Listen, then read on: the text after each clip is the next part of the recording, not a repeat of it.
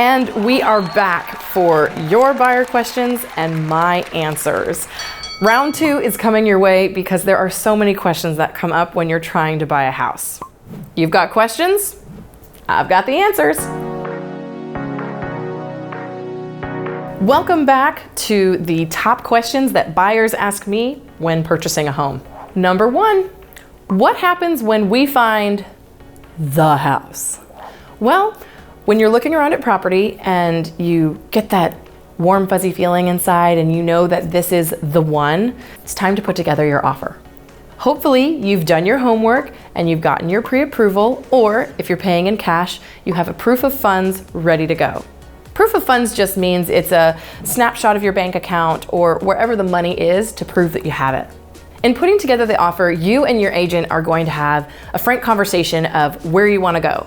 What do you want your offer to be? They can help you by showing you some of the comps in the area, telling you about, the age of the roof, and they're going to coach you through how to put this together, but ultimately it's your offer and it's your choice. Once you decide the details of your offer, you're then going to write it up and put it together. If you're with your realtor, they may have you sign it right then and there, or they might send it to you through email where you can do a digital e-sign. Be sure to review the offer carefully, or if you have an attorney that you're consulting, you can have them look it over as well. And any questions that come up, don't hesitate to ask your realtor. This is a major purchase. This is your money. Make sure you understand what you're signing.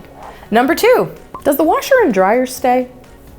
Whether or not the washer and dryer stay depends upon the property. It's different every time. Some sellers choose to leave it, some sellers choose to take it with them. If you really want the washer and dryer, you have to put it in the contract. In Florida, the washer and dryer are not included in the language of things that are required to stay with the home. So if you want the washer and dryer, talk to your agent, see if the seller is willing to leave it, and make sure you put it in your offer so that on closing day, there's no questions. Number 3, what's escrow?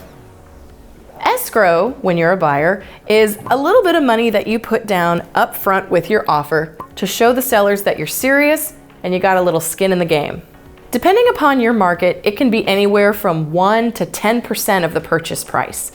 Generally, the higher your escrow, the stronger your offer. Escrow is usually due with the offer or within a few days of your offer being accepted. It depends on the language of your contract, but you want to make sure that it's money you can easily get and deliver to the closing attorney or title office. Escrow generally goes towards the purchase price of your home, but if you break the contract, you sometimes run the risk of the seller getting to keep it, which is why it's so important to make sure you and your agent are on top of your contract and all of your deadlines. Number 4, do I get my escrow back if I change my mind? Maybe. It depends on when you change your mind and the terms of your contract. If you have an inspection period where you get the right to cancel, if you have an appraisal contingency or a number of other things, those can be seen as safety nets where you can cancel the contract and get your deposit back. But once you come out of those little safety areas and you decide to cancel, a lot of times the seller does get to keep it. So just make sure if you're feeling like you're gonna change your mind, you talk to your agent right away to see where you are in the contract and whether or not you can still save your deposit. Number 5, how do inspections work? Once you go under contract on the property, you generally have a period of time with which you get to do inspections. In our area, 15 days is sort of the standard, but in a competitive market, that seems to be getting smaller and smaller. In fact, I've seen even as little as 1 or even 0 days for inspection. But during that period, you can, at your own expense, have anybody come in to take a look at the house. Home inspectors, structural engineers, you can do radon testing, you can have plumbers, electricians, anybody you want come in and sort of look under the hood to see what you're buying. Number 6, how much do inspections cost? This question probably varies depending upon what area you're in, but generally you can expect that it's going to be based on the square footage of your property. An inspection on a 1-bedroom condo is going to vary greatly from an inspection on a 4,000 square foot pool home. But usually I tell my customers to prepare to spend anywhere from $300 to $600 on inspections. It also depends on how much you're going to have done. If you're going to add on radon testing, if you're going to have a pool company come check out the equipment, if you're going to have a roofer do a certification, that adds to the expense, but definitely have at least a few $100 ready to go. Number 7, what if the inspector finds something wrong with the house?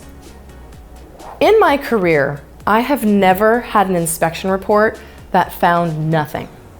Even on new construction, inspectors are always going to find something because no house is completely perfect. But when you're looking at asking for repairs or seller credits, you've got to get very realistic. Anything that's cosmetic, not as big of a deal.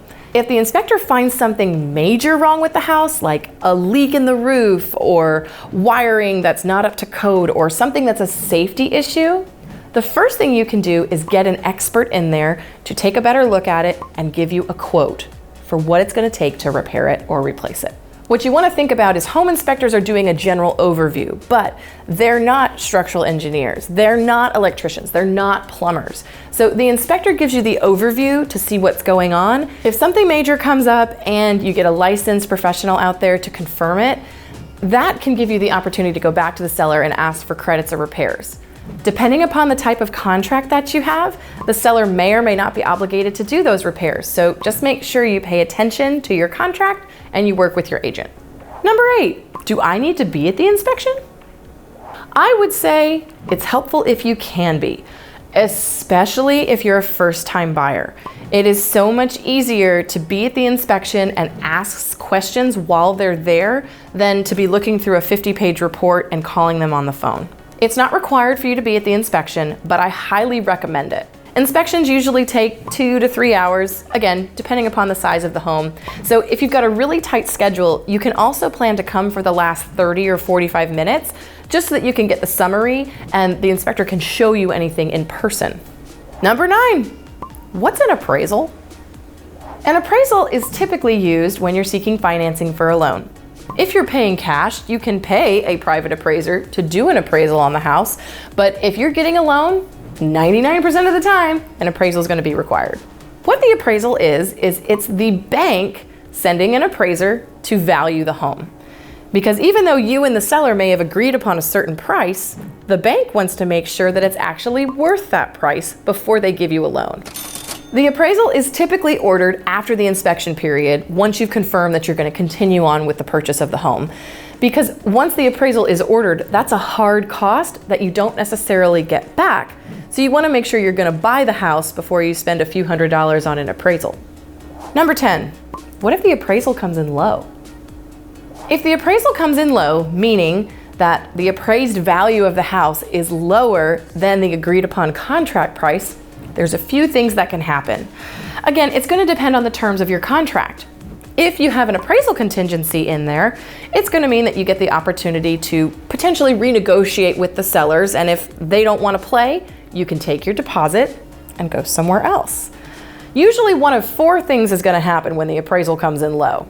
1, you're going to agree to bring the extra cash to closing yourself.